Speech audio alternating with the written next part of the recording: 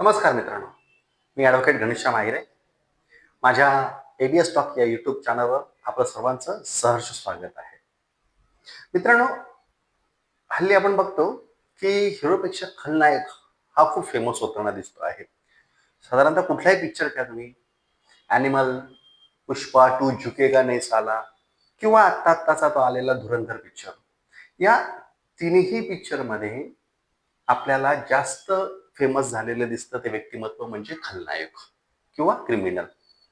तर हे जे क्रिमिनल आपण पाहतो पिक्चरमध्ये आणि रिअल लाईफमध्ये यामध्ये बराचसा फरक आहे.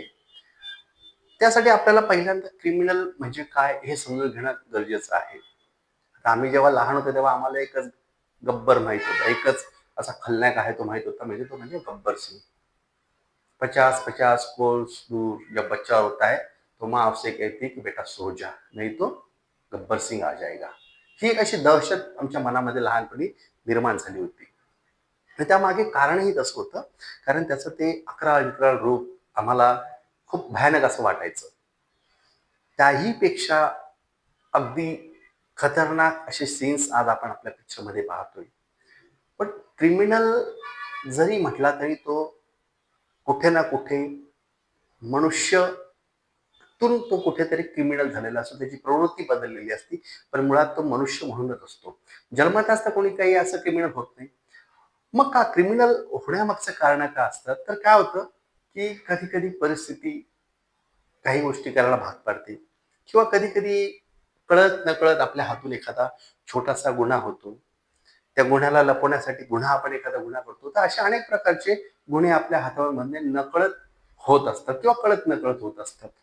तर ह्या सगळ्या गोष्टींमध्ये आपण क्रिमिनलला आपण एक मनुष्य म्हणून पहिल्यांदा समजून घेऊया की क्रिमिनल काय असतं, क्रिमिनल कुठल्या प्रकारचे असतात, कुठल्या टाईपचे असतात. म्हणून आजचा आपला टॉपिक आहे classification of criminals. Okay, we will see the classification of criminals. क्रिमिनल्सचे कुठले कुठले क्लासिफिकेशन्स आहे ते आपण आता बघणार आहोत.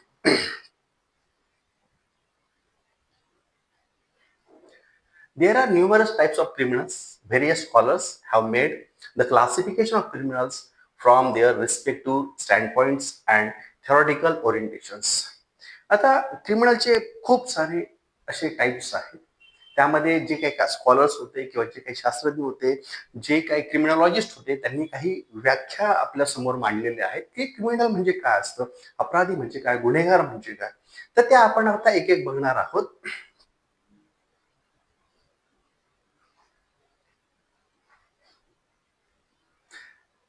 According to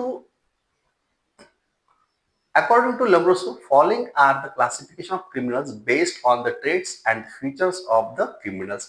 हा लॉम्ब्रोसो जो होता, ही वॉज द इटालियन क्रिमिनॉलॉजिस्ट. मग त्यांनी काही अभ्यास केला, काही तर्क काढले, काही विचारातनं तो ह्यापर्यंत पोहोचला की क्रिमिनल म्हणजे काय. तर त्यांनी सांगितलं की criminal classification of criminal based on the traits and features of the criminals. त्यांचे ट्रेट्स काय आहे आणि फीचर्स काय आहे त्याच्यावरनं त्यांनी क्रिमिनलचे काही प्रकार आपल्यासमोर मांडलेले आहेत. First one is born criminal. हा बॉर्न क्रिमिनल जो असतो हा जन्मताच गुन्हेगार असतो. Okay. Second, casual criminals. Casual criminals मध्ये there are three types of casual criminals. First one is habitual criminal, criminalize, and third one is pseudo criminal. Then next, epileptic criminals. हे असे जवळपास 3 ते 4 प्रकार आपल्या समोर दिसतात. बॉर्न क्रिमिनल कोण आहे, जन्माचाच गुन्हेगार कोण असतो. आपण तर म्हणतो की जन्माचाच गुन्हेगार कोणी नसतो.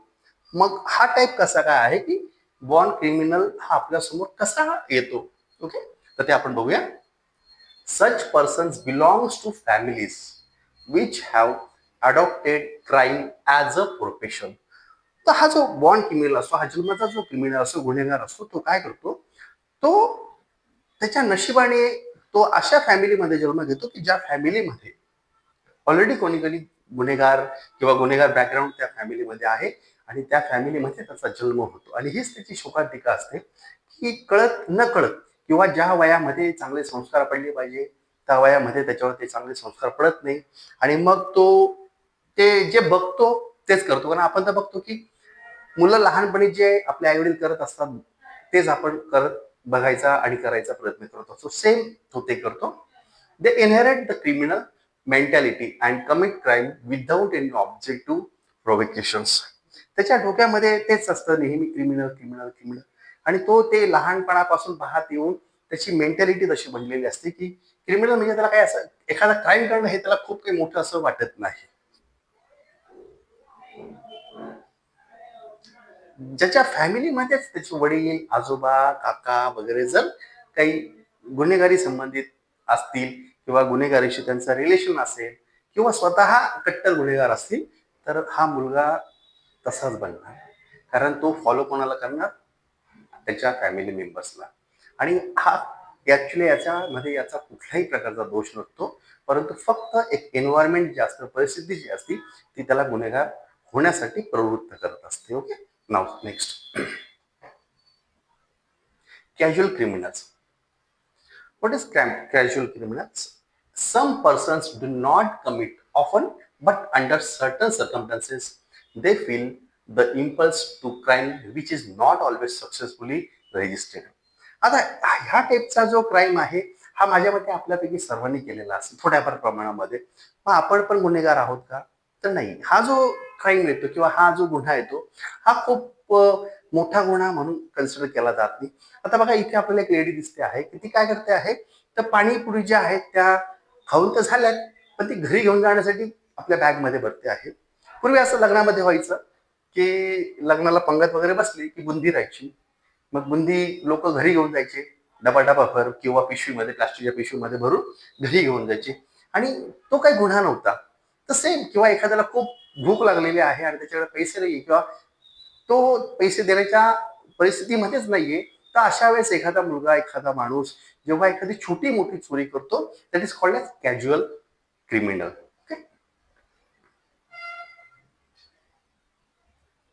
Third one is, third time मध्ये एक आहे हॅबिच्युअल क्रिमिनल, की जो हॅबिच्युअल आहे, त्याला सवय झालेली आहे. तर आपण बघतो आता की कुठलाही न्यूज पेपर तुम्ही उघडा किंवा कुठलाही न्यूज चॅनल तुम्ही ओपन करा, त्याच्यामध्ये तुम्हाला चेन स्नॅकर्स मिळतातच, भेटतातच, किंवा त्यांची न्यूज कुठे ना कुठे कुठे ना कुठे आपल्याला पाहायला मिळते. ओके, तर हे का होतं? ह्याच्या मागे पण तर काहीतरी मेंटॅलिटी असेल किंवा ह्याच्या मागे पण काहीतरी त्यांचं एम असेल. छोट्या मोठ्या चोऱ्यामधून ही जे आहेत चेन स्नॅकर्स थोडेसे मोठे आणि डेअरिंगबाज अशी चोरी करायला प्रयत्न करतात. Okay, these persons do not inherit bad influences, but in course of their life development some dirty habits which force them into criminality. ही जी मुलं आहेत ते आपण बघतो की कधी कधी ते इतक्या चांगल्या फॅमिलीतून आलेले असतात किंवा त्यांचा एज्युकेशन बॅकग्राऊंड पण इतका सुंदर असतो. काही काही तर आपण बघितलं आहेत की इंजिनियर आहेत, इंजिनिअरिंगच्या कोर्सला आहेत, कुणी डॉक्टरच्या कोर्सला आहेत. आणि अशी जी मुलं जेव्हा आपल्या दैनंदिन गरजा आपल्या दैनंदिन गरजा भागवण्यासाठी पैशांची ऍडजस्टमेंट करण्याकरता चांगला मार्ग सोडून हा असा वाईट मार्ग ते अवलंबतात. आणि हा त्यांना इझी वाटतो की अरे चैन ओढणं म्हणजे काय खूप काही अवघड नाहीये, असं जेव्हा त्यांना वाटतं. आणि काय होतं, जेव्हा एखादी चैन ते एकदम इझिली चोरून नेतात एखाद्या लेडीजकडनं, एखाद्या जेंट्सकडनं, तेव्हा त्यांचा कॉन्फिडन्स वाढत असतो. आणि जेव्हा कॉन्फिडन्स वाढतो तेव्हा ते एक चोरी, दोन चोरी, तीन चोरी, त्यांना ते चोरी करणं खूप काही विशेष वाटत नाही. म्हणून त्यांना हॅबिच्युअल क्रिमिनल्स असं म्हटलं जातं. ही खूप चांगल्या घरची मुलं असू शकतात, गरीब घरची मुलं असू शकतात, याच्यामध्ये कुठल्याही प्रकारचा डिफरन्स नसतो. फक्त एकच आहे की आपल्या दैनंदिन गरजा, आपल्या न परवडणाऱ्या ज्या गरजा आहेत, शौक पूर्ण करण्यासाठी ही लोक ह्या असल्या पद्धतीच्या क्रिमिनलकडे वळतात. बी, क्रिमिनॉलॉइड्स. क्रिमिनॉलॉइड्स म्हणजे काय असतं तर बघा, these persons usually commit crimes due to pressure of circumstances and nature of their crimes is not very great. आता हे जी लोक असतात क्रिमिनॉलॉइड्स, ह्या लोकांचं आपले हक्क मिळवण्यासाठी किंवा आपल्यावर झालेला अन्याय त्याला वाचा फोडण्यासाठी ही लोक थोड्याफार प्रमाणामध्ये दुसऱ्याला सोबत घेऊन क्राईम करण्याचा प्रयत्न करतात. आता आपण मागे बघितलं असेल की एक डायरेक्टर होता, त्यांनी काही मुलांना एका रूम मध्ये शूटिंगसाठी बोलवलं आणि नंतर त्यांना किडनॅप केलं असं सांगितलं. आणि नंतर त्याला जे काही सांगायचं आहे ते त्यांनी सरकारने ऐकावं अशी एक विनवणी सरकारला करत होता. परंतु सरकारने त्याचं काय ऐकलं आणि नंतर त्याचा एन्काउंटर झालं. तर ह्या ज्या टाईपचे लोक असतात ते ह्या क्राईम मध्ये फसले जातात किंवा ते येतात किंवा तो अवलंबतात तो मार्ग. तर हे झाले क्रिमिनॉलॉइड्स. Sudo criminals. आता हे जे these persons are not true criminals but on account of acute pressure of circumstances which leaves them with no choice, killing in self defense. काही काही वेळेस काय होतं की एखाद्या वेळेस आपल्यावर आपण जर नॉर्मल असतो, आपण जात असतो, परंतु अचानकपणे आपल्यावर एखादा हल्ला होतो आणि त्या हल्ल्याला किंवा आपण आणि आपली बहीण चाललेला आहो, बहिणीला कोणीतरी छेडलं आणि छेडल्याचा राग आला त्या मुलाला, भावाला, आणि त्यांनी त्या मुलाला, दुसऱ्या मुलाला ज्यांनी छेडलं त्याला मारलं किंवा काही खुन्ना अटेम्प्ट टू मर्डर सारखा प्रयत्न केला, तर हा जो क्राईम येतो हा सुडो क्रिमिनल्स मध्ये येतो. म्हणजे स्वतःला वाचवण्यासाठी केलेला एखादा आघात दुसऱ्याला जो त्रासदायक होतो, that is called as pseudo criminals. याच्यामध्ये पण आपण किडनॅप करू शकतो. त्याच्या आधी उदाहरण दिलं ते सुद्धा उदाहरण याच्यामध्ये लागू होतं. नाव epileptic criminals. These criminals are mental patients. आता हे जे आहेत आपण कधी कधी बघतो की अरे यार हा तर इतका चांगला होता, पण इतका संताप कसा झाला, इतका संतापातून त्यांनी कसं काय एखादं कृत्य केलं. आपण बघतो की हल्ली ते एक खूप ट्रेंड चालू आहे की दगड उचला टाका एखाद्याच्या डोक्यात. पण हा एवढा संताप येतो कसा लोकांमध्ये? तर हा जो संताप येण्यामागे जे कारण आहे ते त्यामध्ये कुठेतरी त्यांची मेंटॅलिटी हे पेशन्स नसल्यामुळे हा असा प्रकार होतो.